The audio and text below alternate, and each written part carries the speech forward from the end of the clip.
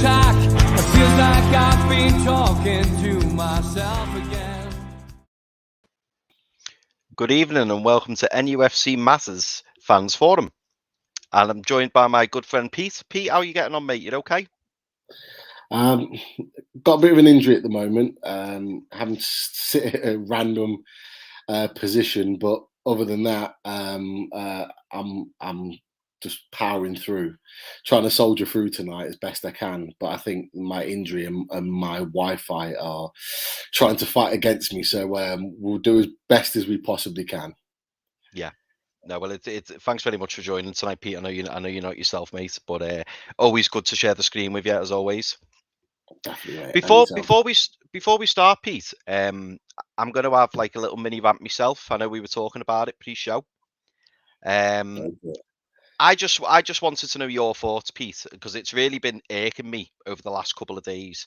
I just cannot believe that Gleim Jones is set up with exactly the same team that he did against Palace when it clearly didn't work. And he's been given this opportunity, hasn't he, for 2 games? Well, we're told it's 2 games, could be 3 games. Let's see if he gets Brighton or not. And we've gone out and played like that. We've gone and played exactly how Bruce used to play. And do you know what? It worries me because not in the fact that, you know, the new manager hopefully is imminent. Hopefully the new manager will be with us sooner rather than later. But it just concerns me that let's say, you know, we've all been blaming Bruce for what's been going on. And I'm sure a lot of it was down to Bruce. I'm not saying it wasn't. But you know, we all kind of, and I'm speaking for everybody here, and if anyone wants to come on and disagree with me, please feel free. But we were all of the thinking that, you know, the team was being set up, the formation was the way it was because mainly of Bruce, and that we felt that, you know, maybe Gleim Jones could take over the mantle, he could change things around, he could improve things, and then we go and see exactly what we've been seeing for all this period of time. And I'll be honest, Pete, it really like disheartened me. And I just thought, you know, even if that was the case, and let's say it was the majority of it was Jones, and Bruce was being told to do what Jones did, it obviously wasn't working. So surely this was an opportunity for Jones to try something. I mean, let's be honest, if we went and got beat 3 or 4 or 5-0 at the weekend, but we really had to go, we were on the front foot, we were trying to, you know, change things up. We maybe played, you know, with the 4 at the back, and we changed the personnel within the team. I don't think many people would have, you know, had a go at him for that. But the fact that we've set up in exactly the same way as we did against Palace, and we've gone and put a performance like we did against Chelsea, I just find it really disheartening. I know I'm probably wrong for ranting, but I just wonder what's going on in Gleim Jones's head. I just don't understand, because that was an opportunity for him to, you know, kind of show what he's all about. But all we've just seen is what we've seen previously, and now we're even more desperate for the new manager. And the last thing I want to say, what I found really interesting, was in Gleim Jones's post-match conference. He said, obviously, you know, that we need fresh voice, which we've been saying for a while, haven't we? We all know that. But it was interesting how he remarked on the players. I don't want to quote him because I'm not sure. I'm not 100% sure on the quote. But he basically said something along the lines of, "Yeah, our players aren't good enough. This is how we've got to play." And we've heard that before. So are Jones and Bruce right, or is Jones just, you know, using the same spiel that Bruce used, or are our players that bad? I mean, what are your thoughts on it, Pete? Yeah, I don't think you're wrong to feel disheartened or to feel frustrated about what you've seen in terms of the last couple of games, the way they've set out the team, because I think everybody has felt that way. When the team news came out in Selhurst Park, there was a little bit of a, like, what? You know what I mean? There was. Yeah. There was a little bit of positivity because Ryan Fraser started, but as I said to you guys before in the run up to it, I expected Jamal Lewis to come in. I expected Fabian Schär to come in. I expected to see Ryan Fraser in a very different way of setting up in a team. But it all, you know, Palace and Chelsea all very much felt like a Bruce selection and a Bruce type of match. And it has raised a few questions, has it all been Steve Bruce? Has it all been Gleim Jones? You can't really argue against the fact that it could well have been him. We just don't know, if I'm honest with you. But the reality is that, look, long term, we need a new manager. He is right. We need an absolute fresh face in the team to look at these group of players. And he is right. Some of these players are not good enough. Yeah. Some of them are not good enough. Some. Some of them are just not good enough for this level, and that's just the reality. What I will say to you is that, and I mentioned this a few weeks ago on the fans forum, is that this team, for the last 14 years, but let's say since Benitez took over, has been very much lopsided. And we haven't found balance to this team whatsoever. And that's why I expect to see come January, is that, for 5 years under Rafa, we were defensively very solid, but we had nothing in attack. What we've now got is we've got strength and numbers in attack and absolutely nothing at the back. And we've kind of gone one way to the other. And we've just kind of, we're just flipping the balance. It's either the attack or the defense that are weak. One of them's strong, one of them's weak. We need to balance that out, because at the moment, the defense is what's letting this team down. It is just not good enough. And I'm sorry, for me, if Fabian Schär doesn't get even a chance in this team, if Jamal Lewis doesn't even get a chance in this team, what is that saying to them right now in the squad? Federico Fernandez didn't even get in the squad the last two. But was told he wasn't necessary in the squad. That's scandalous, Pete. Scandalous. And it's disrespectful for a very experienced, a very, very good centre back. Yeah. So all of these things are not putting Gleim Jones in a good light. Is it all his fault? No. Who has he got to lean on? Who has he really got to lean on? The two Steves? They're just as bad as the third Steve that's already left. They're no better. So he's pretty much doing it on his own at the moment. So I'm not going to go hammering him too much, but it leaves a lot to be desired about this managerial situation. And this is not me. This is not me pointing fingers at the ownership. They will come good. There was 100% no doubt about it. But the fact that it's taken 3 weeks to get a manager in, whether they've recruited him through interviews or not, it doesn't matter.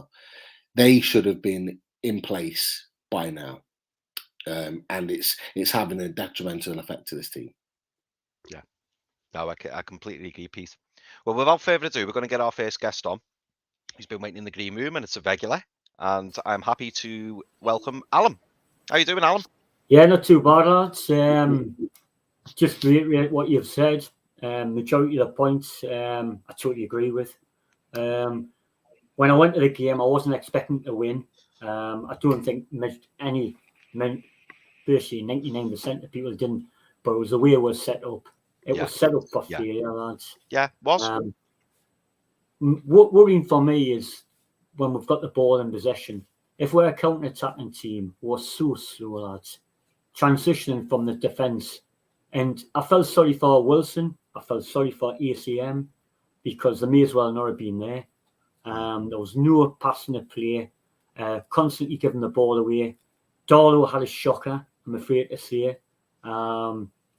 He really did. It's not good enough, Alan. It's not good enough. And the fact that Dubravka is fit and he's on the bench, it's just the wrong decision. It really is. Yeah. And doesn't it reiterate, sorry lads, the fact these 3 weeks have highlighted the investment, the lack of, in new defenders. I mean, 6 of these players were still in the championship, which was highlighted on Match of the Day. They've got older. And you're right, Pete. The forward line's got stronger, but the defence has got weaker. I mean, what spoiled my blood really over the last 24, 48 hours is Spurs have sacked their manager. And we've been saying that for Bruce for 2 years about him being out of his depth, no set play, no set pattern of play. And we've been absolutely derided by the media and the pundits. I mean, I heard Jamie O'Hara go on about Nuno, saying he's out of his depth, this, that, and and yet he was praising Steve Bruce. And Spurs are in a far better position than what we are. It's crazy. And Nuno has actually got Wolves in 7th position twice. Bruce has never got any team as high as that in the Premier League. And they sacked their manager. Now, Cole is a traitor, but I do watch a lot of other fans' podcasts, Tottenham and Arsenal especially. And the Tottenham fans were saying everything we were about Nuno, and we've been saying it for 2 years. And I find it incredible to sack the manager when he hasn't even been given a chance. Harry Kane's wanted to be away. He's had all them, and they've sacked him straight away. And yet they've derided us as a fan base. That's what's riled me this weekend, lads, to be more than anything else. As far as this season's concerned, lads, we've all got to look ourselves and think relegation is really on the cards here, unless we get a decent manager. I've got it in my mind that we're going to get relegated. So we've got to set our stall out, no matter how long it takes. I know after the match, everybody, my friends, wanted a manager in the next day.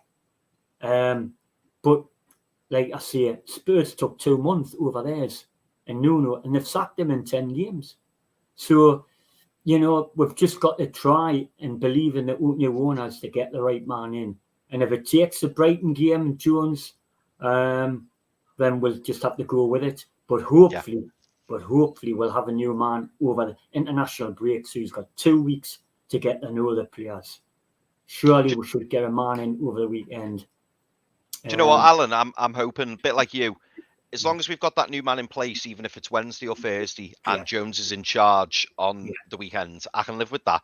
But as long as that new manager's in place and we know who the new manager's going to be and he's working behind the scenes, I totally understand why he wouldn't take the Brighton game if he only comes in Wednesday, Thursday. I understand that. But the sooner we get him in, the better. And then, like you say, that international break comes at a good time for us because it means that he's got a good, 10, 12 days with the players.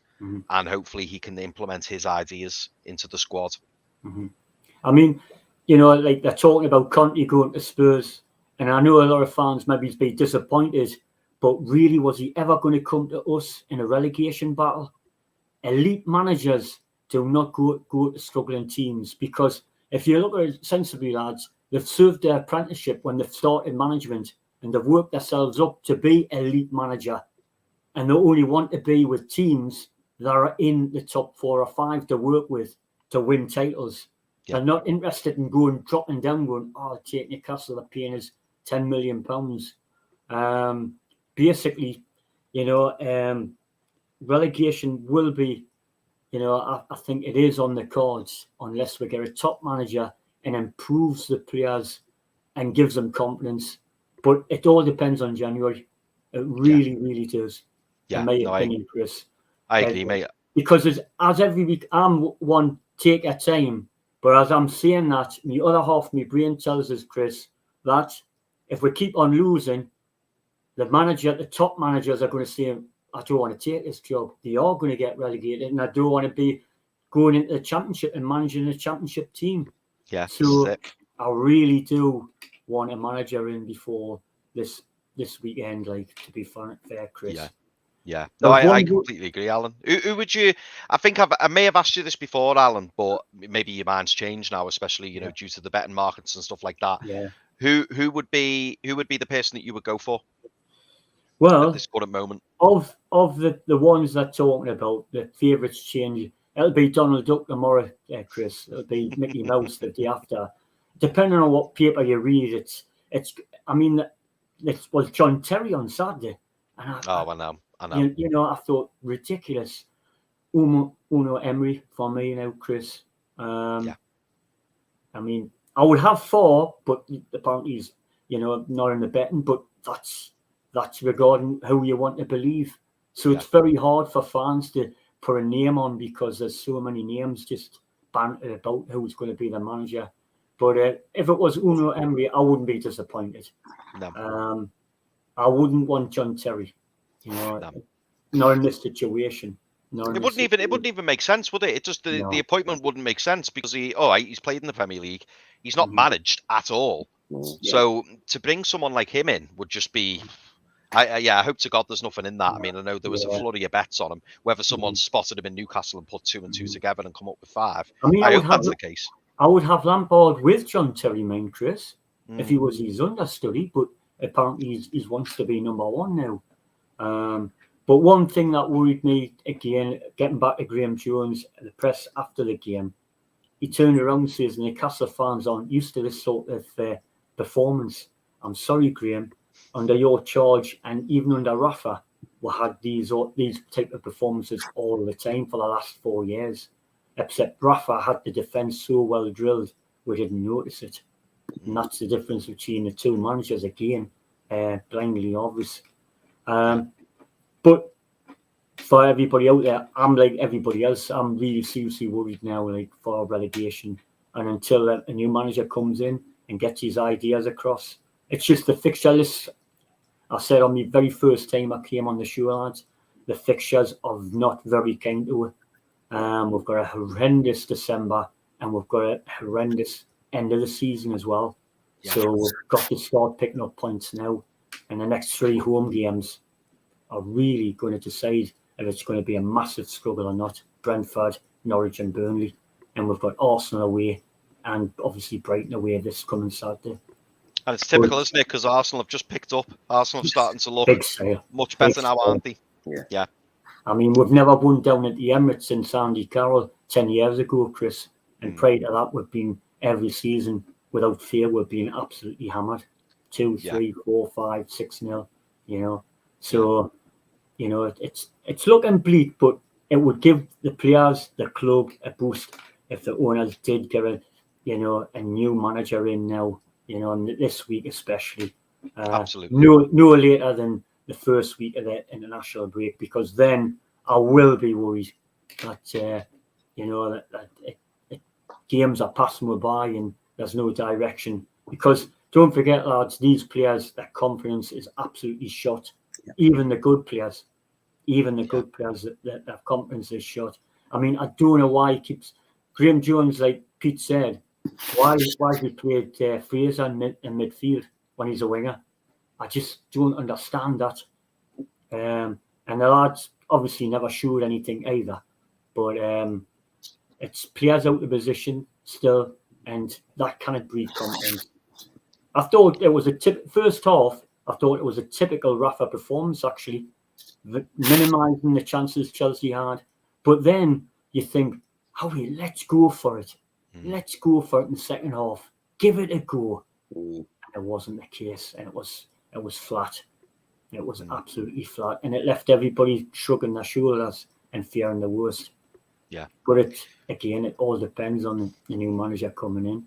Yeah. So I'll leave it at that, lad. So. Yes, no. Alan has always made some cracking points. Just before you go, Pete, I know you ducked out a little bit there. Yeah. But any thoughts on what Alan said? I know, as I say, I know you missed a little bit of it, but you kind of know the gist of where Alan's going, I'm sure.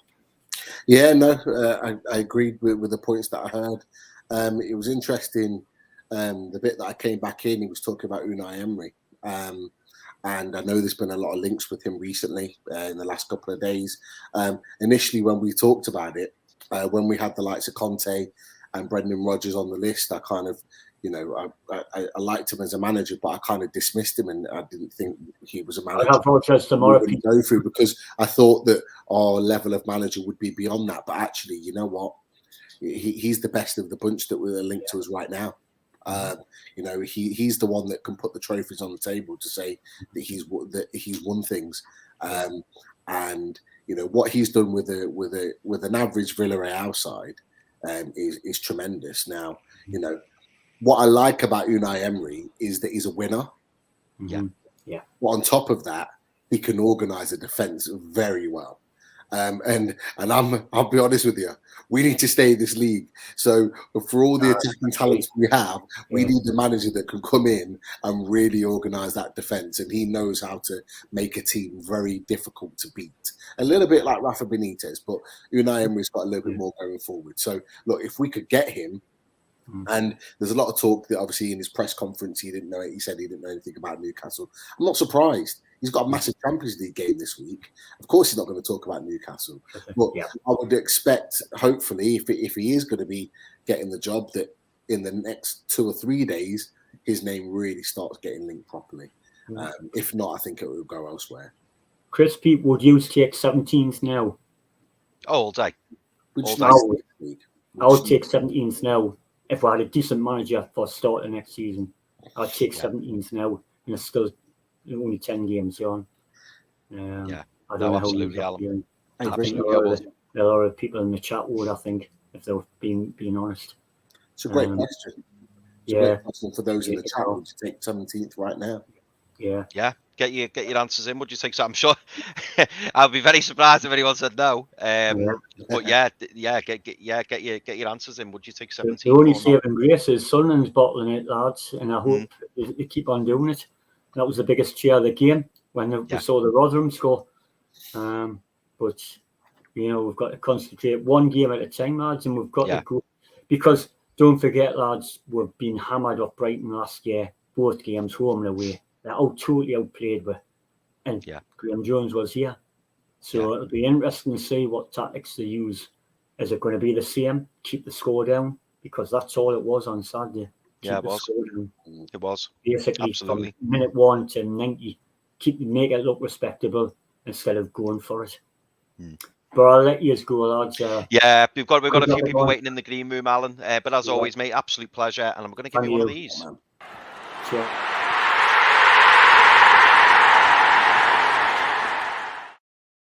Thanks very much, Alan. Cheers. Really good to see you, mate. You take care. Great points by Alan, as always, Pete. Definitely. I missed a few of them, but he's touched on, how, he's touched on a lot of how we were feeling before we came on air. And obviously you had your saying, rightly so, about things. And I think he's feeling exactly the same. But, we're in such a difficult position right now. We need a manager in. So it was good that he was touching on the manager point as well. So pleasure to always have Alan on. Great guy. Yeah. 1,000,000%. Now, Pete, I'm going to do things in reverse a little bit this time, because our next guest is a very familiar face. And we're very excited to have him on. So I'm actually going to give him applause before he even comes on.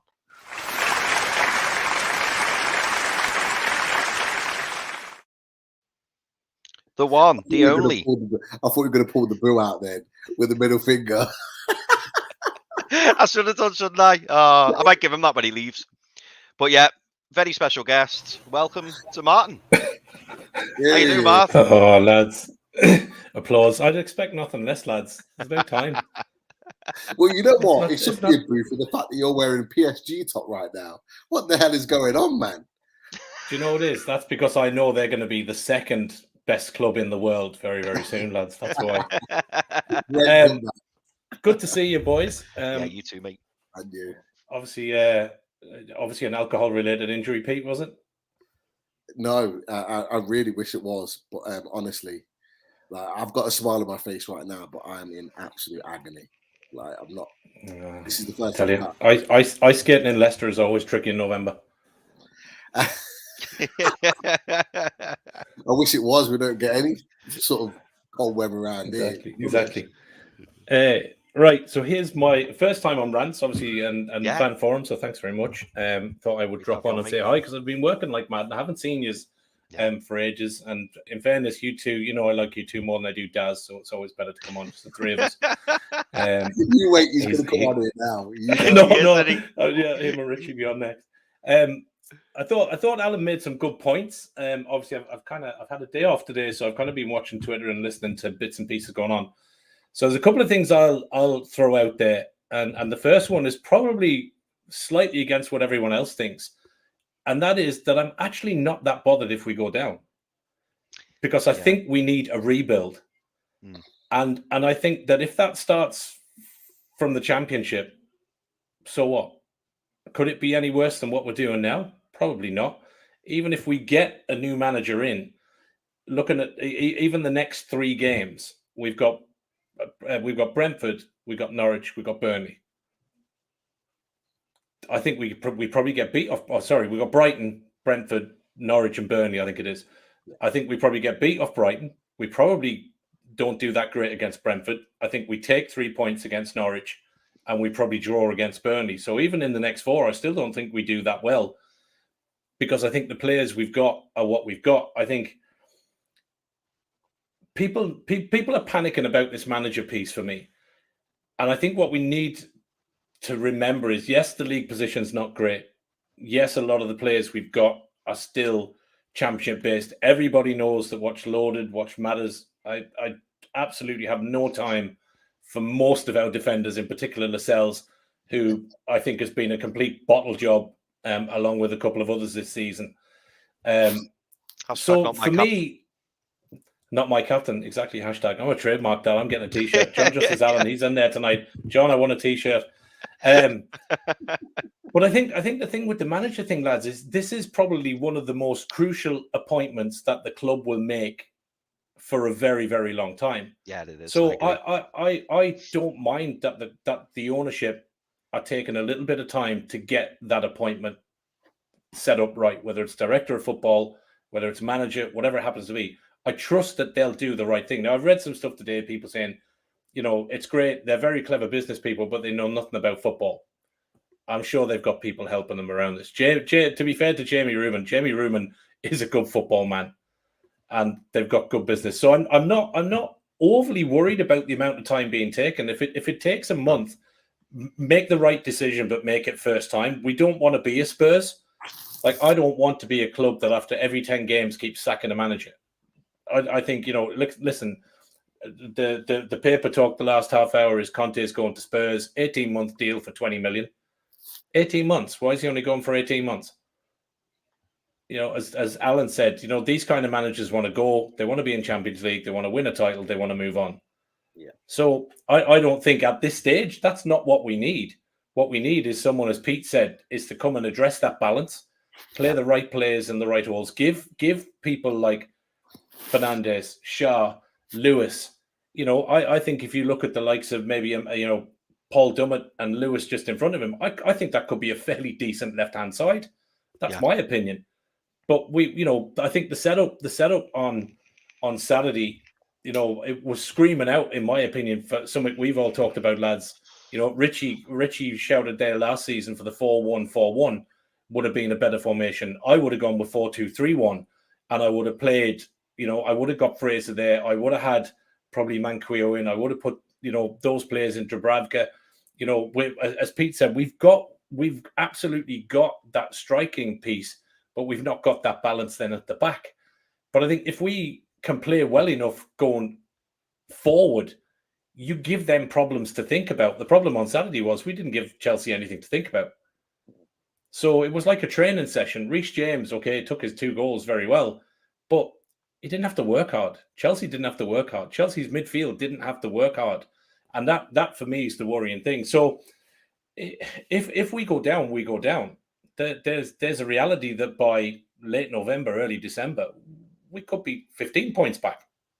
And if it is, I think that even if we go, I've seen some people in chat going, we need to go and spend 200 million in January. I don't even think that necessarily solves it. You could bring in 5-6 players. It's going to take them 2 months to gel. You need a real strong manager to pull that round. We need to cut the dead wood without sentiment and without, this love-in for Lascelles and Longstaff and everybody else. Like, players, you need the right players. And to me, that takes a bit of time. So I'm happy to take that bit of time. I know, obviously, Pete, listening to you guys, you're like, we should get the manager in before the thing. I think we will see activity this week. I think for me, I agree with you, lads. Probably Unai Emery is the best of the bunch. I see people saying, and this is the thing that's been making me laugh today, listening to this. I wouldn't want him, and I don't know about Favre, and Jesus, I wouldn't want Lampard. I wouldn't. 6 weeks ago, lads, we were still with Ashley and Bruce. Yeah. And if we still had that partnership in the club today, in the position we're in, we would definitely be going down. So I think it's because things haven't happened maybe as quick as we wanted. I think it's very easy to start getting negative about it all. And I think, I'm going to keep that positivity, and I'm going to keep the happiness, even if we do go down, because it's an absolute massive rebuild. I mean, they've I'm sure club wise, Charlie is handing over the business and everything else. It's an absolute rebuild from the inside of the club, downwards, outwards, inwards, and everywhere else. The club was absolutely destroyed by Ashley. So that takes time to put things in place, and it's not an overnight success. And as Amanda and Maydad and all these others have said, it's going to take time. Yeah. So if we go down, is it what I want? No. But does it worry me excessively? No. Because you can go down, you can rebuild, you can spend what you need to spend, and you'll come back up. Do you know what, Hopefully we Mark? don't. Just to add into what you're saying there, I think a few people in the chat are saying, oh, it's crazy. Why does he want us to go down? And from what you've just said, and I took that, nobody's saying we want to go down, but No. I think what we're saying Is it the end of the world? Yeah. And do you know what, Mark? You're absolutely right, because going down is not a good thing. Nobody would want to go down. But if we went down under Ashley, would we come back? I don't think we No. would. It would take a good few years. But if we went down under this ownership, I think we would get the opportunity to get rid of a lot of deadwood. That is exactly the difference. If we still had the current ownership of Ashley and Bruce as a manager, and we went down, there's no return. We become Sunderland, we become a League One, we drift. You become a Leeds or whatever for 16, 17 years out of the Premier League. But I don't believe the ownership that we've got, even if we went down, worst case scenario, I don't believe that is something that we can't deal with. So I think that rebuild comes. Manager-wise, I think we'll definitely see something this week. I think it makes perfect sense to get them in as in the international break, and have them in. Fonseca still being managed again there tonight, being mentioned. Favre's gone quite quiet, but I think the interesting thing with the papers is nobody knows, lads. Nobody knows. George Culkin's on there saying he's heard it's not Fonseca. You've got other people going, it's this, that, and the other. None of us know. The only people that know, same as when that takeover happened, is the people in that room. And whoever it is, if it's Martinez, if it's Unai Emery, if it's Eddie Howe, listen, might not be my personal choice, but I'll get behind them. Yeah. Because nobody can be worse than Steve Bruce coming into that club. Yeah. Nobody can be any worse. I wouldn't have thought so. So I think we'll wait and see. Like I say, I'm not overly bothered. I think, even 10, 12, 13 games, there's still games there to be played. You get into January, obviously we need to invest. And as we talked about on Loaded there a couple of weeks back, and you guys spoke about on Friday, is we need experience. We don't need flash marquee signings. We need a spine in the team. We need a solid couple of defenders. We need a decent ball-winning, biting around your ankles midfielder. Yeah. We need probably a decent, player to link in to that middle to the top half. I think we have the rest of the players, but we're lacking a spine. And I think above anything, the most important thing we need to sign, and a new manager coming in, is we need to change the captaincy, and we need a leader on that field. We need a Shearer back, or a Rob Lee, or somebody of that ilk, a David Batty, that, when things aren't going great across the white line, they're pulling those players in, they're shouting, they're leading, they're pulling them by the scruff of the neck and going, lads, it's not good enough. And I think that's half of our battle at the minute, is we've no leadership on the pitch. Yeah. That we've said that as a problem for a long time, haven't we? And Pete, I know you've mentioned it many a time. About the fact that we're lacking leaders on the pitch. And previously it was Matt Ritchie, wasn't it? But I think even Matt Ritchie's kind of gone into his shell a little bit, and we're not seeing the promising performances that we've seen previously for Ritchie. And maybe he is starting to get targeted in that left back position, because we all know he's not a natural left back. Do you think the new manager, or maybe Jones even, will drop Ritchie and bring Jamal Lewis in, or do you think Ritchie's here to stay for the foreseeable at left back? It's a tough one. If you're going to ask me what I would do, Ritchie wouldn't start the last two games because he's not a left back, and he's proven he's not good enough to play there. He's not good enough to be on the pitch at the moment, in my opinion, but he is a leader. The problem I have is that I do think there's a leader in Matt Ritchie, and I do think there's a leader in Jamal Lascelles. I think the biggest issue for them is that they are having to focus so much on their own playing ability, because neither of them are playing so well. is that they can't then focus on leading the rest of the team. So that's what. So I spent a little bit of time at Selhurst Park just watching the Selhurst, and you can tell. I mean, if you've not watched him against Chelsea, watch him because he'll play on Saturday. Watch him against Brighton. He's so determined and focused on managing his own game. Yeah. He can't lead anybody else. Matt Ritchie's exactly the same. You watch Matt Ritchie, he does shout and he does talk, but he does a lot less of that now compared to a couple of years ago because his head's down. He's so drilled and focused on not making a mistake at left back and focusing on his own game. I think that's the problem though. When they are that focused on not making a mistake, they make mistakes. Yeah, and that's ultimately what they're doing, and it's because they're not good enough to be playing at the moment. In reality, but I think in any team though, Pete, if you look at even the top teams, you'll get one or two players that drop in and out of form. Yeah, I think the problem we've got at the minute is we've got several players who have dropped out of form, and because of the size of our squad, because the depth of the squad and the players that we've got on that bench, we can't cope with that downturn in form in players, and I think that. We just don't have the caliber of player then that can carry the team, and that down to neglect. That's neglect of the ownership and neglect, of the management over a number of years. The reason why certain players like Shah, for example, is probably his confidence is on the floor at the moment. Jamal Lewis is another one. Those guys, because they should have been playing recently and have not. Yeah. So no wonder their confidence is on the floor. But it goes back to Gleim Jones's point: is it needs a new face. It needs a fresh face to look at these players, new ideas, to see, and the new ideas to see the best way of playing. And I think that's what. Although we can be as patient as we want, these players need that because look, I'm of the same mindset as you, Martin. The day that takeover went through, and I said it on Loaded, and I've said it since. The weight and relief off my shoulders of worry about this football club went the moment that takeover went through. It just disappeared. Like we're losing games week after week and we're dropping points week after week. For me, it's not that I don't care. It's that I'm very relaxed about the situation.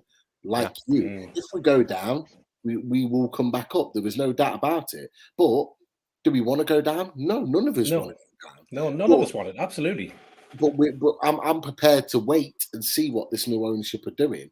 I think for the players' benefit, they need a new manager in right now. But I'm quite relaxed about this situation, which is why, you wouldn't have seen me on social media and ranting and raving. Yes, that performance was awful, dreadful on Saturday. But at the same time, I'm just relaxed about the situation. Yeah. Because you know what? The long-term future of this club is secure. It's secure, exactly. And that's the difference. That's the massive difference. A year ago, if this was happening, and last season, when we went on a bit of a run purely, if you look at it from a point of last season, we were only saved really by the factor that Joe Willock went on a scoring spree. That's the only thing that kept us up last season. And, he's not hit form. Few other players, I'm slightly worried about ASM. There's something really worrying. I suppose just to finish up, because I know you have got other lads waiting to come in. So I'll jump off. I think the one piece of criticism, and you're right, Pete. I kind of tweeted on Saturday night. I watched the game in my little bar, and I put up, never mind. Clearly not good enough against the Champions League winning side. We go again next weekend, and there was no rant. There was no. It's a load of shit. Because it serves absolutely no purpose, and the future is bright. The one thing I will say, and I'll leave you with this thought, and for the guys that come on or girls after me, is it not?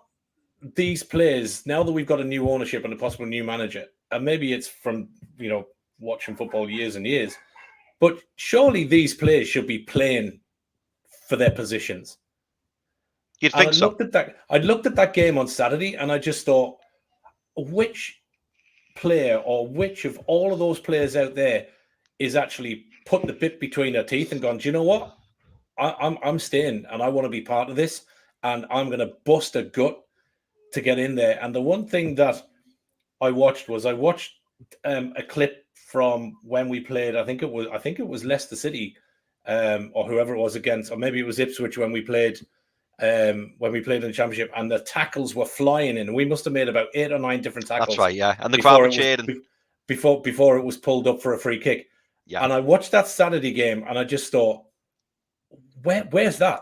Where's that desire? Yeah. And I don't see any player with desire to go, I want this, and I want that black and white shirt. I want to make it my own, and I want these owners and the new manager to know I'm part of this journey.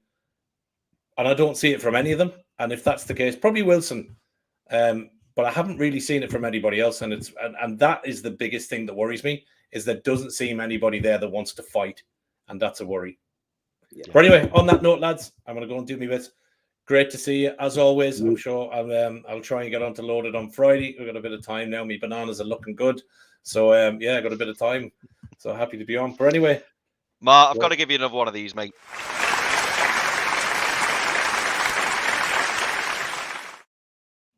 Always a pleasure, mate. Never a chore. No worries. Right, listen, enjoy the rest of the show. I'm going to carry on watching. Good luck. I'll see you during the week, boys. Take care. See you, dude. All the best, mate. See you soon. Good luck. Do you know what? It felt like loads of days, that, didn't it, Pete? Yeah, just felt like the old loaded mag there for a second. But again, great points raised. Some different points as well. Obviously, the main talking point is that he wouldn't be against the fact if we did go down, it won't be the end of the world. It'll be a complete rebuild, and I'm inclined to agree with him. Like I say, I'm quite relaxed on the situation in the club at the moment. The way in which we are. If we go down, it's because we're not good enough, but then it means that we get a proper rebuild. But I still think there's life in this group of players yet, and I think we will improve the squad in January. But ultimately, we do need to start picking up points now. We've got games where we should be picking points up in the next 4 or 5. So I think after this next 4 or 5, when we get to maybe Leicester away, I think that will tell us a lot about where we're going this season as a club. Yeah, no, I completely agree, mate. Before we move on to our next guest, I'm going to quickly run through the sponsors. Yeah. So I'm going to start. Do you know what? I was going to pull a little trick here, Pete. I was going to pretend to miss Spider VPN, but I thought, no, let's do it properly. So our first sponsor, Spider VPN. Contact the lads for all your internet security. I know a lot of people on the show use Spider VPN, and I know a lot of the guests as well have got in touch with the lads. So yeah, for all your internet security protection, make sure you get in touch with the lads. Great bunch of lads. So yeah, contact Spider VPN. We also have our usual skipsandbins.com. Telephone number 0800 25 45 25 free. Email inquiries at skipsandbins.com. Website is www.skipsandbins.com. Easy, contract free, and pay as you go waste collection. We are also continuing to be sponsored by L&G Family Funeral Directors. They can be contacted on 0191 389 7245. We have our good friend in the chat as always, John Justice Allen. He's well known for being part of qtechshop.co.uk. QTech Shop, they do all your snookers, pool tables and snooker tables in Wallsend. So if you're after any pool or snooker stuff, get in touch with John. He will be happy to help. We also have Jab Signature. The lads do the flyers for the show. And they've also got some really nice clothes. I know Steve has been rocking a lot of Jab stuff lately. And I keep saying I'm going to go on the website. I'm going to get myself on and get a trackie because some really, really nice gear on there. So have a look for Jab Signature for any clothes that you're after. If you haven't subscribed to Newcastle Legends, make sure you do. As you know, we are on, this shows 7 days a week. When you're watching the shows, make sure you like the shows. If you've got any comments, make sure the comments keep coming in. We always have loads of comments on the show, and we absolutely love it. And please remember to share this show with any of your friends and family who you think would be interested in watching. If you don't get a chance to watch live, don't forget you can always catch up on iTunes and Spotify. So they can be found on there. So you can, maybe if you're going for a walk or you're in the car driving somewhere, stick it on iTunes or Spotify. That's always a good thing to do. We have the NUFC Matters Christmas night. Pete, we feel like we've been talking about this for like 18 months, haven't we? The Christmas show. So I'm going to be there, and I know a lot of the other NUFC Matters people will be there. It's in the Tyneside Irish Centre on November the 19th at 7 p.m. So make sure you get yourselves down there. There is also Steve Rafe and Newcastle Legends present an evening with Peter Beardsley on Friday, November the 26th at 7 p.m. again in the Tyneside Irish Centre. If you're after tickets, get yourself onto www.newcastlelegends.com. That is guaranteed to be a really good night. And I haven't loaded me loaded thing up. So I know, terrible, Pete, terrible. So myself and Pete are part of a channel called Loaded HQ. And if you're interested in listening to me and Pete anymore, get yourself onto YouTube and have a search for Loaded HQ1. And a lot of our shows now, Pete, are Loaded Mag, aren't they? So, that's right. if extra Newcastle content, which is never a bad thing. So if you're interested in any more Newcastle content, please get yourself onto Loaded HQ, because we would love to have even more guests. And I think that's about it. So it's probably now time for our third guest. And a big welcome to Tony. Tony, first of all, mate, thanks very much for waiting in the chat. It's much appreciated. You're on mute, mate, by the way, just to let you know. Just realised. Great to have you on, mate. And fire away. Yeah, Saturday, I was a bit disappointed by the same team yet again after the Palace result. Yeah. I thought you would have changed it up. Few points I want to make is I want to see a big change in the team. I want Darlow dropped and De Bragford back. Yeah. I would like Lewis in, Shaw, Fernandez. They've got to come back in the team as well. Mm-hmm. The three centre backs are useless. Kraft, he's not a centre back anyway, is he? Nope. Lascelles, well, he's just totally gone downhill. And Clark, well, he's been a shambles this season. Yeah. Totally agree, mate. Totally agree. And I mean, I know Lewis hasn't been the best, but maybe under another manager, he may be a good player, because Klopp did look at him. He did. And Klopp don't look at rubbish. No. I mean, he got Andy Robertson in from Hull, didn't he? You know what I mean? So, he does look around Klopp. So maybe he saw something in Lewis, but I'm sure there is a player there, but it needs a different manager to bring it out. But obviously, Steve Bruce wasn't that man, and I don't think Gleim Jones is. It doesn't look that way, mate. That's why Gleim Jones isn't a manager, because he was useless at Luton Town. Maybe he's a good coach, but not a great manager. Yeah. Tony, I'd be interested to find out, mate. I wanted to bring this up on the last one, actually, but because of the subject you brought up, it kind of works well. What are your thoughts on Joe Willock being dropped for the last two games under Gleim Jones? I mean, obviously, Willock is our latest addition. I mean, do you think it's odd how he's lost his place in the centre of midfield? Yeah, I thought it was strange when he was dropped against Palace, and I thought, well, why? And then when Jones came out and said, he's had a toe injury and things like that, and he's not fully fit because he didn't get a pre-season, which everybody knows he didn't get a pre-season. But surely he should have more minutes on the pitch. I mean, I like Joe Willock. He done well last year. We've got him on a permanent this time, but he's got to be given the minutes to get a chance. But again, under a different manager, maybe he might prosper better. But the other thing is as well, if it was a team, I would rather put Richie back into left midfield, because if you look at the stats, I think it's third on the list. Richie's created 23 chances this season already. Yes. And he's third on the list in the Premier League.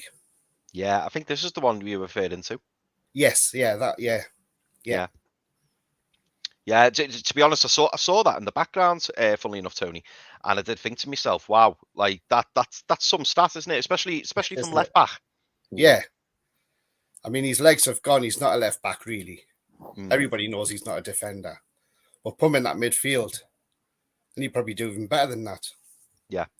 Yeah. But What would you do with Maxi if that was the case? Because obviously, I mean, Maxi's already said, hasn't he, that he prefers to play through the middle. So it would probably be a change in formation.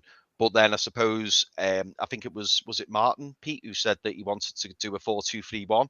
Yeah. That would be a perfect opportunity, wouldn't it, to put Richie on the left of the three, have Maxi in the middle, and maybe Miggy or Fraser on the right. I would rather have Almer on, to be fair. Yeah. I think Fraser the last couple of games has been terrible. Yeah. He just doesn't look interested. No. This is the problem, isn't it? And yeah. He's like another Michael Owen. Doesn't look interested. The one thing I will say about Ryan Fraser is that the 2 games that he started as a centre midfielder, and he's not a centre midfielder. You know, we've had the same argument now for weeks with regards to Alan Saint-Maximin. Alan Saint-Maximin's been dreadful the last 2 games, but the argument against Alan Saint-Maximin is that he's not a striker. Well, Ryan Fraser's not a central midfielder. So I still believe there needs to be another couple of opportunities given to Ryan Fraser playing in his actual, his natural position, which is off the left. You play him off the left-hand side of a front 3, or you play him as a left winger. You're playing him in his strongest position. You're giving him then the opportunity to play football. Ryan Fraser, all he's been doing, and this is because of the setup, is basically just protecting Matt Ritchie on the left-hand side and just basically doing defensive jobs in centre midfield. You're not going to see the best of Ryan Fraser. Funnily enough, the best part we saw of Ryan Fraser was in the first 2 minutes where he ran through and put a ball across goal, and he just didn't get a chance to. Callum Wilson didn't get a chance to get a foot on it. That was Ryan Fraser. That's the Ryan Fraser that we want to see. Yeah. There was a fantastic opportunity in the first half where Alan Saint-Maximin makes a counter-attack and he runs just past the halfway line. Ryan Fraser on the left-hand side is calling for it, screaming for the ball. Alan Saint-Maximin holds on to it for too long and can see and wins a free kick. But if he'd have released Ryan Fraser would have been in on that left-hand side. So, if he gets in and maybe puts that ball in the net, we have a different outlook on Ryan Fraser, but we haven't got to see him in attacking positions. No, we haven't seen the best of him. We definitely haven't. And if you look at, if you go back, and I'm sure you'll be able to find it on YouTube somewhere, he's sort of Ryan Fraser's best moments, at Bournemouth. They're all counter-attacking, playing counter-attacking football. It's counter-attacking football, and he's on the left-hand side of a front 3. He's on the left, Callum Wilson's in the middle, and then Josh King's normally on the right-hand side. And if we played that same way for Ryan Fraser, you'd see, in my opinion, I believe we'd see an upturn in performances. He needs a chance. Maybe a new manager may do that and bring the best out of him. I think that's what a number of them need. You're absolutely right. Like, depending who the new manager is. I mean, I know a lot of people are getting a bit impatient, but you've got to give the new owners a chance. Yeah. This takeover just all of a sudden happened. You had the cat case, and then a week after the takeover went through, and it was all like a bit of a whirlwind, wasn't it? Really. So they've got to get their feet under the table. Yeah. No, absolutely. I mean, Jamie Rubin was a QPR, so he knows a bit about football anyway. Yeah. And they've got Frank McParland or somebody looking after it as well, helping them out. But they're saying apparently tonight Fonseca's pulled out of a talking. So I don't know what that's all about. The Chronicles mentioned that, but whether that's something to do with us or not, I don't know. Yeah, I can't see him going to Spurs. Because he had talked to him in the summer, didn't he? I think we'll start to see some movement to a particular name in the next 2 or 3 days, in my opinion. I think the appointment will probably get made. I would say over maybe Friday over the weekend, maybe after the game Brighton, because then that and they've talked about it anyway, but that gives them then 2 weeks to be able to work with the players on international break, ready for the game just after the international break, which if I'm right in thinking is Brentford at home. Brentford, so, yes, I'll be at that game. Yeah, so it's. I think that's the way in which it's looking at the moment. If I'm honest with you. Yeah, we need to get a manager in as soon as really. Jones just does not fill me with confidence at all. It's just like watching Bruce really. I like his press conferences because it's all from the heart. Yeah. But when we get to play on the pitch, it's totally different. I mean, if you watch on Saturday, the amount of balls that Darlow was just kicking long and they weren't even hitting Callum Wilson. Defenders just putting it up long. I mean, what's that all about? Just to keep Chelsea away. But every time the ball went up there, it went back to a Chelsea player. Yeah. And I mean, we've got to get our academy right as well. I mean, you look at the academy of Chelsea, and I mean, you see Reece James there, 2 goals. You know, he's a right back. He's come through the youth system. Mount's come through the youth system.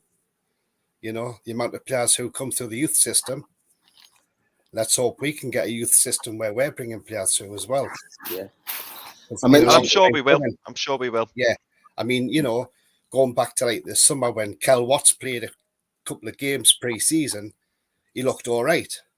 And then we shipped him out on loan to Wigan. Yeah. Now, we could have done with him because he's young and he's probably got a bit of pace on him where the defence at the minute's slow. But that's why we need to get Shaw back in and Fernandez back in. And Lewis, I would play Manquillo, Lewis, Fernandez and Shaw at the back. Yeah, those forwards to Africa in goal. I mean, the last international break, Shaw got 2 assists for Switzerland. That's right. And man the match. Yeah. But he can't get in this team. Yeah.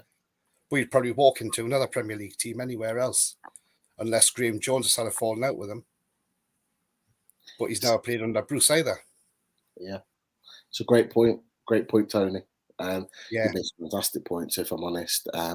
And some points that I don't think people have considered yet.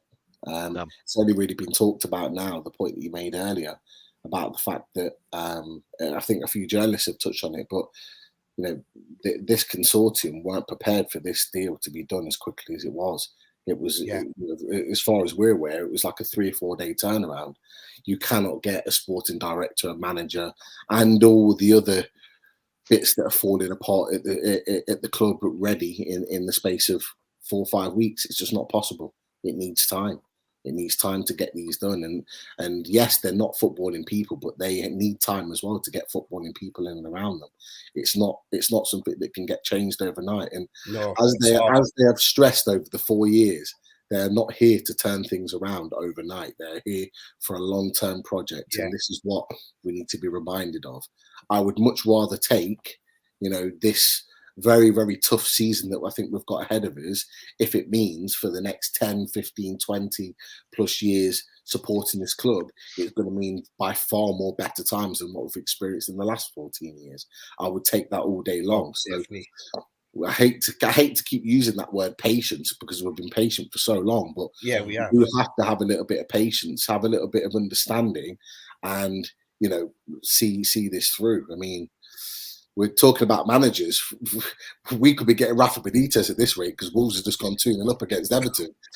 So he might well be out the door. So we might get our wish at some point. But look, again, it goes back to being patient. Goes back to trusting the owners. For once, I can personally say that I trust these owners with what they're doing. Yeah, I do as well. Yeah. And you know, we've got people that genuinely want the best for the club, so therefore I'm prepared to trust them and prepared to be patient and prepared to wait to see what they bring through. I mean, like you both said earlier, I would take 17th place this season as well. Yeah, definitely. I would take, if somebody said now we can have 17th place, I would say brilliant, take that now. Yeah, Tony, it's been an absolute pleasure, mate, honestly. Oh, sorry, but you're going to make a last point. Sorry, mate, go on. No, that's fine. Yeah, no, I was just going to say, I'll take 17th place. Yeah, definitely. Yeah. No, Tony, listen, thank you very much for coming on, mate. Really enjoyed having you on. Some fantastic points, and I've got to give you one of these.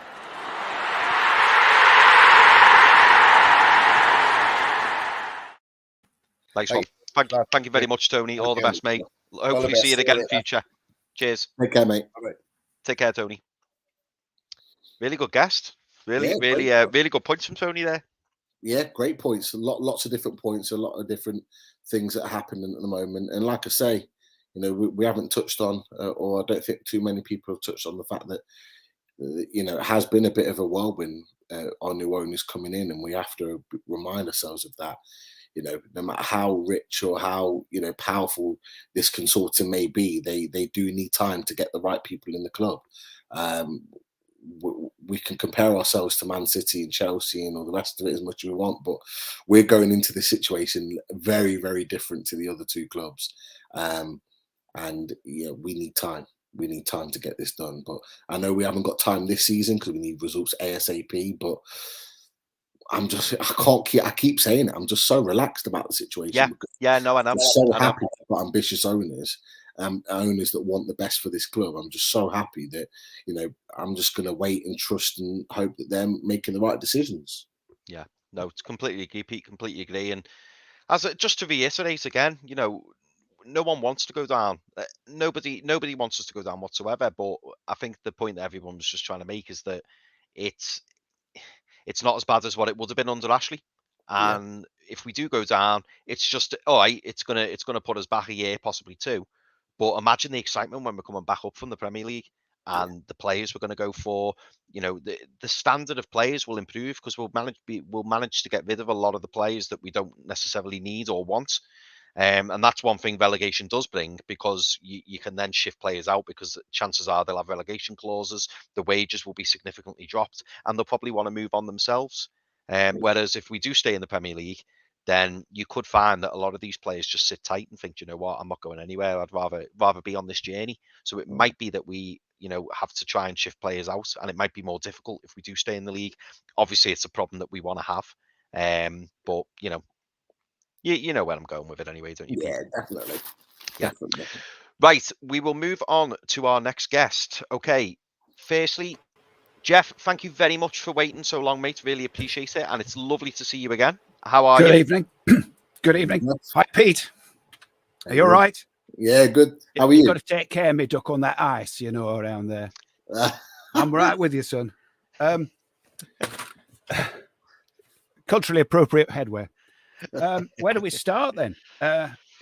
Saturday. Well, we'll start with Darlow, can't we? Can't kick. Can't kick off his left foot. Can't hardly kick off his right foot. And his defending of the area was mostly Clark, who seemed to be doing a fine job dominating Darlow's area. One thing I did notice as an improvement, everyone was in a really straight line. It was really nice, like they were joined together with string. It was like one of those early Rafa games where everybody was sort of like, there I am. And, well, Paul Ritchie was the one who wasn't in a straight line and was constantly pointing to runners and trying to get Fraser organised, who did well. He touched the ball 3 times that I noticed, which was an improvement on last week. Paul Wilson, yeah, he seemed to be trying to mate with the centre-backs, not getting very far. Lascelles, again, doing his Falcon act, bringing people down. It's difficult to know where to go, isn't it? Generally speaking, it's not very good. And I can't wait till we have another manager. But I would caution against the idea that all the players that aren't playing are better than the ones that are playing. Because there's nothing like not playing to think that somebody's really good. And then they come on and disgrace themselves. And God, don't we miss Paul Dummett? Yeah, absolutely. Yeah. I mean, I could see anybody playing in front of Dummett would be better than the current arrangement. What else have we got? The substitute. Everything was going quite well till the substitutions, I thought. Well in the sense that they hadn't scored. Then there was that mix-up with the substitutions, and it all seemed to go to bits.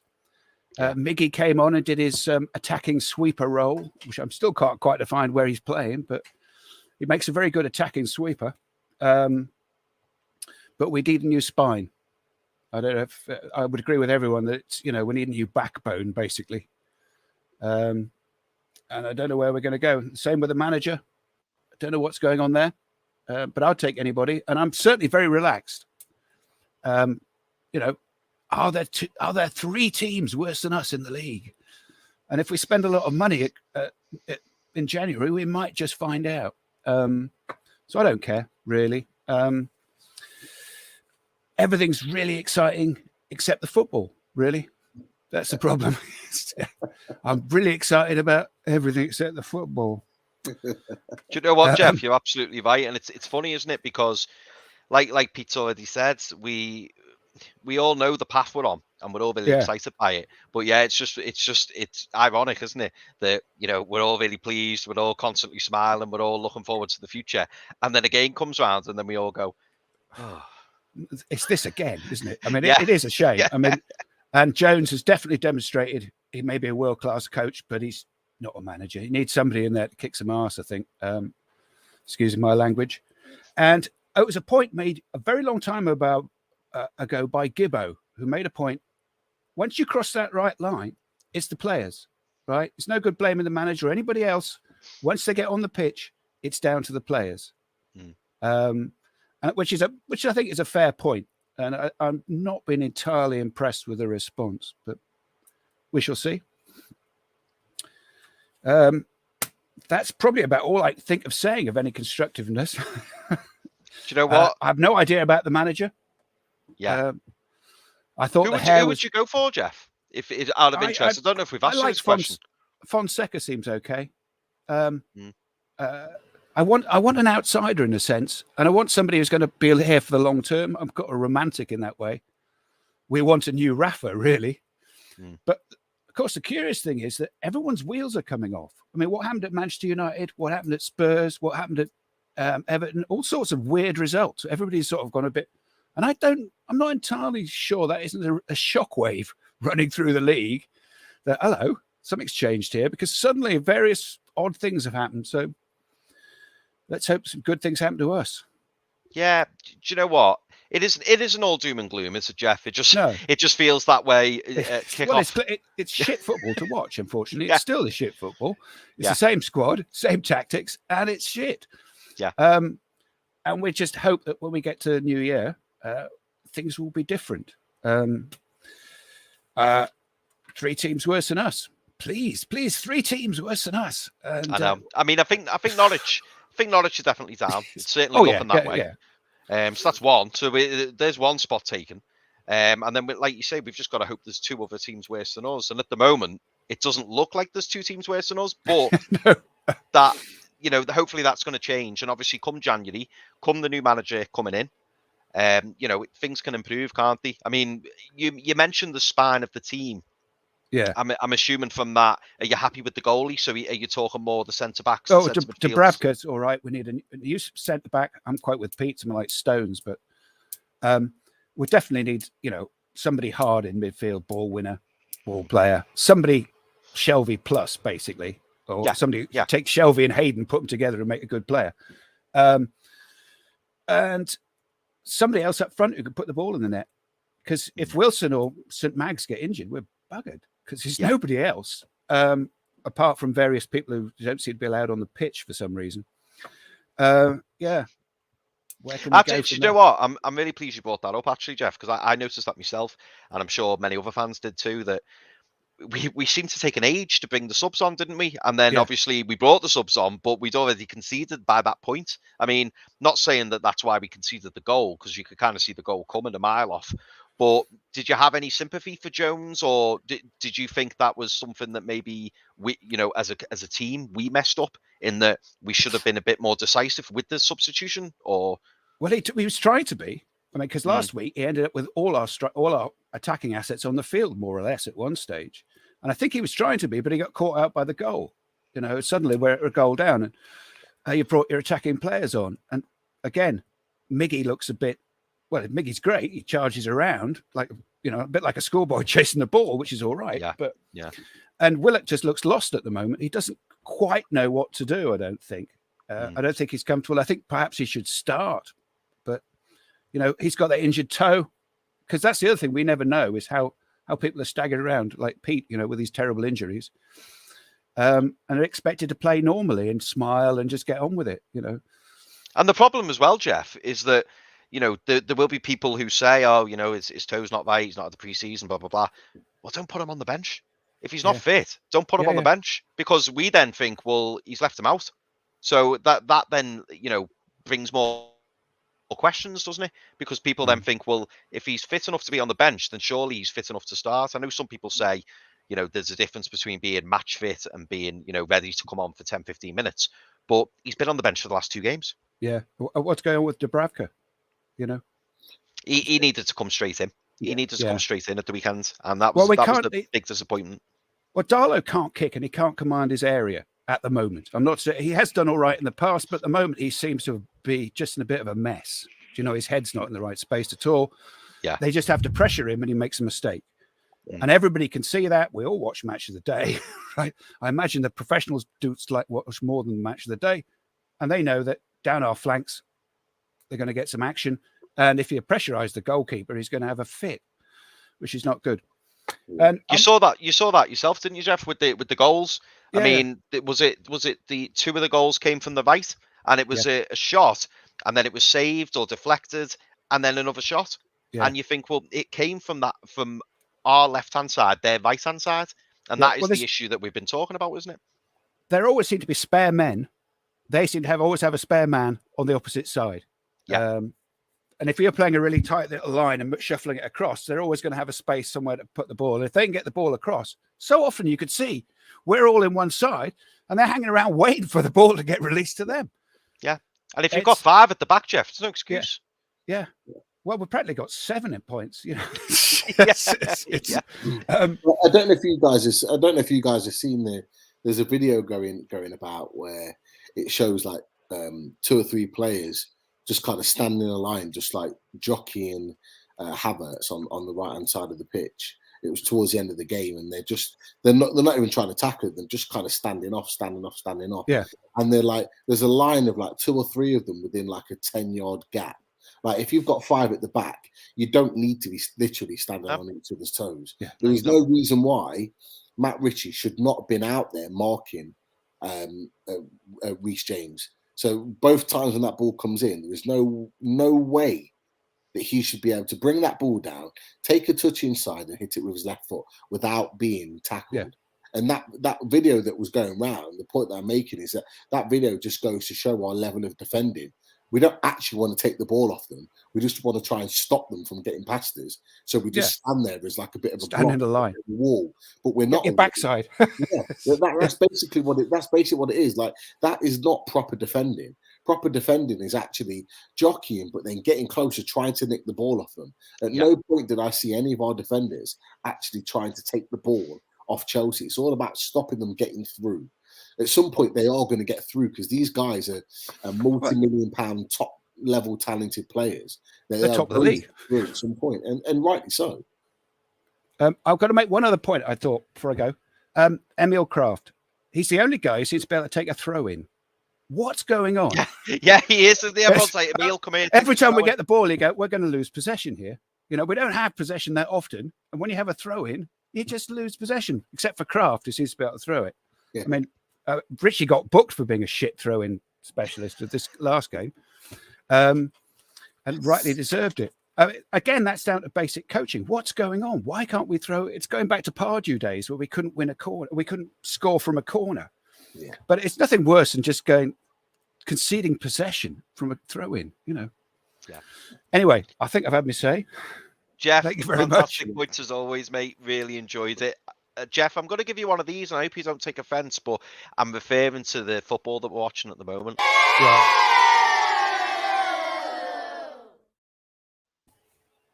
It's all right, mate. You hang in there. Good man. Jeff, really appropriate. Absolutely, mate. Do you know what? I'm trying to get a tea towel for the back. Yeah. Next week. Yeah, next week. Yeah. Hope it's in the rain though. No good in the rain. Yeah, that's true. Yeah. Yeah. Jeff, always a pleasure, mate. Really, thank you so much for coming on. Top man. You take care. Take care, Jeff. He's funny, Jeff, and he. Oh, I love having Jeff on. Love Jeff. He's always. He's always on point. He always makes some really, really good points. I mean, the bit I didn't touch on with Jeff in the studio is the goalkeeping situation. We talked about it before we went on air. You look at that third goal, that awful penalty we conceded. That Dubravka never ever gets in those situations. No, he's just he never puts himself in that position where he he feels like he needs to make a tackle. The guy was going. I can't remember who it was that got fouled, but they were going nowhere. They were just going away from goal. Like, and did you see him protesting as well, Pete? Yeah. Like, and it went to VAR, and it was like it's the most stonewall penalty you've ever seen. It's rubbish. Absolutely, it's just rubbish goalkeeping. Yeah, I mean, it's just absolute dross. And there is a clear distance between Dubravka and Darlow, first and second. We have to remember, I referred to this last season. We have to remember, Cole Darlow signed a contract in September 2020 to be a second choice goalkeeper. Yeah. He signed knowing he was going to be second choice, a 5-year deal. That is what tells you everything you need to know about Caldalo. He is a second choice goalkeeper at best. And he had his best form of his career in that first part of the season that he had with us. And he had some games where he was very, very good. But he is not a long-term number one goalkeeper. It's as simple as that. Martin Dubravka's streets ahead. And the sooner he comes back in, the quicker and the better the defence will feel. I think there was something came out either yesterday or today saying that, having Dubravka back has given the players in the squad a real lift.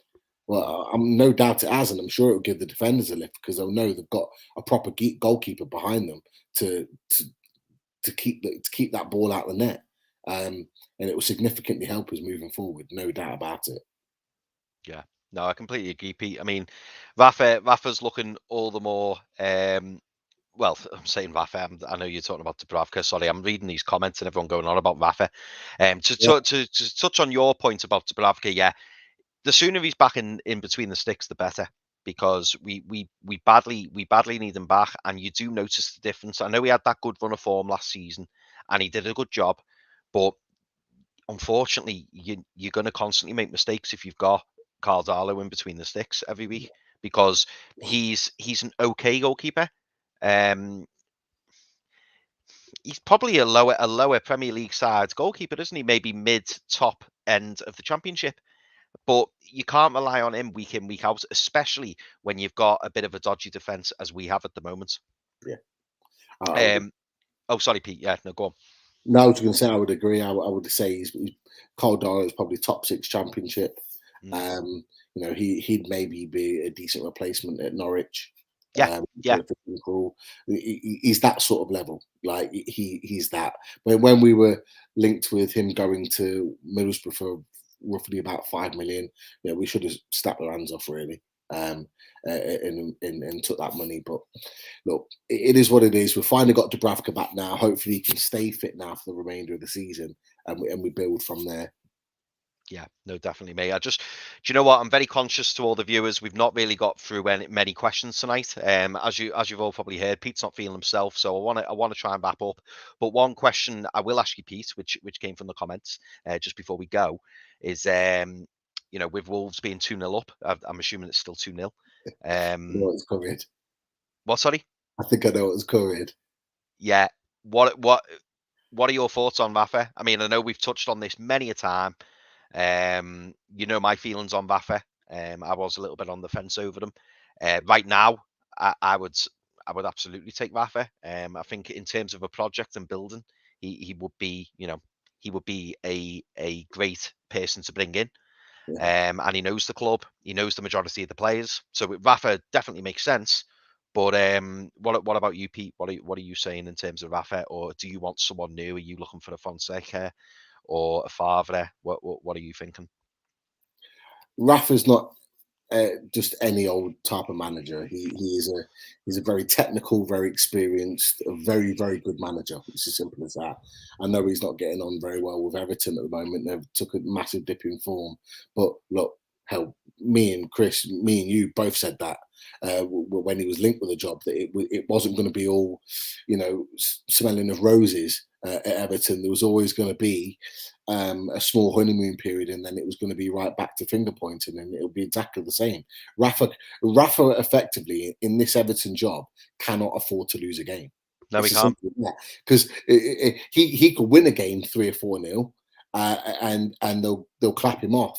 The next week he could lose 1 or 2-0, and they'll want him out the club.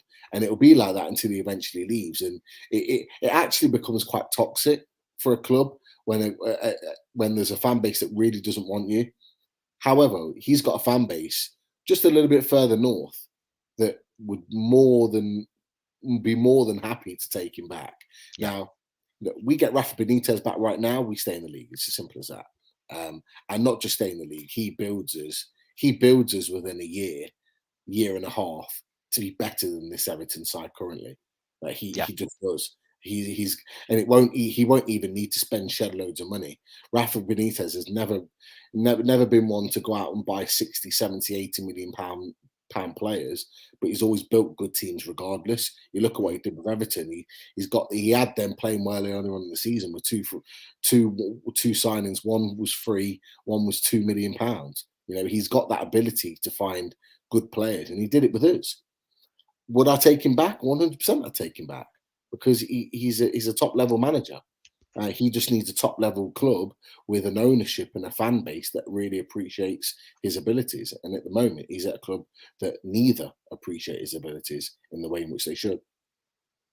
Tell you what, mate, if Rafa loses a couple more games, it makes you wonder whether the owners are kind of hanging out there, because if Rafa loses a couple more games, the pressure's going to be really cranked up on him, isn't it? Because there was absolute uproar when Everton lost 5-2 to Watford and they crumbled in the last 15 minutes. And now, if this happens and this score gets any worse, will people be calling for his head? I mean, from what I've heard, a lot of my blue mates, they're already saying they don't want him. And you know, if you look at where they are in the league table, they're not, they're not struggling, are they? They've just had a bad little run of form. But look, if they lose this now, they're 2-0 down. If they lose this, even if they don't concede any more goals, if they lose 2-0, fans are going to be on his back massively. They're going to be on his back. And actually, this result isn't very good for us, because it kind of makes clear daylight between us and Wolves. And I thought Wolves would be a team that would be in and around us this season. I didn't think they were that great of a season, but it's not good all round really for Everton or for us. But if we were to get Rafa on the back of it, then I'd clearly take it. So look, as far as I'm concerned, keep whacking in those goals, Wolves. Keep smashing in those goals.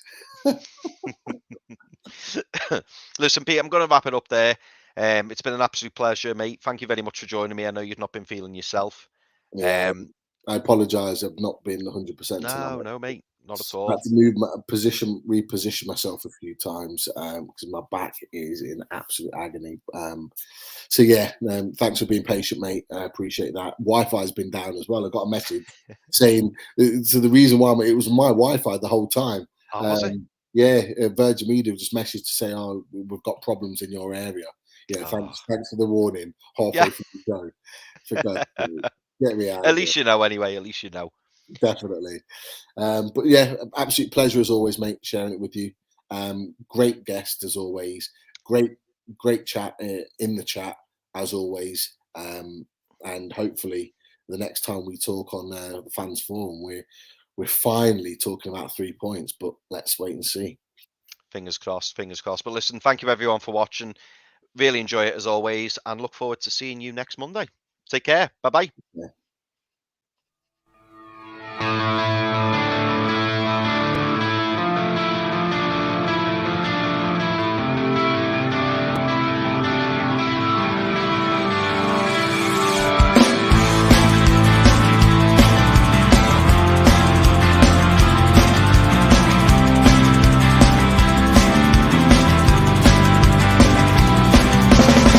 Head back with the critics.